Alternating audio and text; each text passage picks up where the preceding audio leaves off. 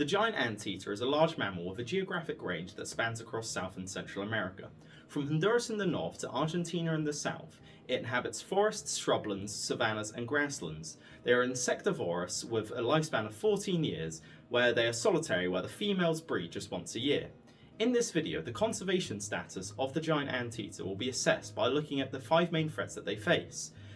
With a declining population, they are currently listed as vulnerable on the IUCN Red List, where they are potentially extinct in Belize, El Salvador and Guatemala, with their range declining elsewhere.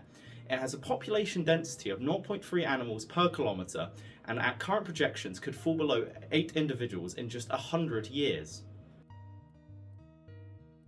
The Cerrado, a Brazilian ecoregion consisting of shrubland, savanna and grassland, has experienced a habitat loss of over 50%, largely due to conversion for agricultural and urban uses, as it is particularly good for soy and beef farms. On top of this, the Atlantic region, another key habitat, has experienced a loss of over 88%. This is significant as the giant anteater uses each of these ecosystems in tandem with one another, showing greater activity in shrubland and grassland, and using the savanna for resting and forests for thermoregulation when it is cold. The reliance on 4 different habitats means that loss of any one of these could have a potential impact on the population size. Oftentimes, these regions fall victim to man-made fires to clear land for agricultural farming, and even though the Cerrado is a fire-adapted ecosystem, it still causes damage. Habitat destruction does not just lead to loss, it can lead to fragmentation and degradation. In the Cerrado, at the end of the dry season, wildfires are set, which degrades the soil quality and disrupts the carbon cycle. Once this has been done, agricultural projects are then erected, which are supported by roads and infrastructure, which alongside urbanisation fragments habitats. Giant anteaters move between various different habitats, and the splitting them apart via road networks creates risk, and roadkill is often cited as a contributing factor in their decline. Fragmentation can also create other barriers, other than their low population density, to finding a mate. Additionally, fragmentation can also create a larger border for humans to come into contact with, creating further human-wildlife conflict. The surface temperature of the planet has on average increased by 1.1 degrees, and in some areas of the giant anteater's geographic range has even exceeded 2 degrees Celsius. An increase in surface temperature often correlates with ecological and agricultural droughts as well as hot weather extremes. All of these exemplify wildfires, as droughts and winds, among other extreme weather events, have been known to intensify wildfires and their duration. Wildfires can also cause direct mortality to giant anteaters, as well as force them to flee into roads and other human contact.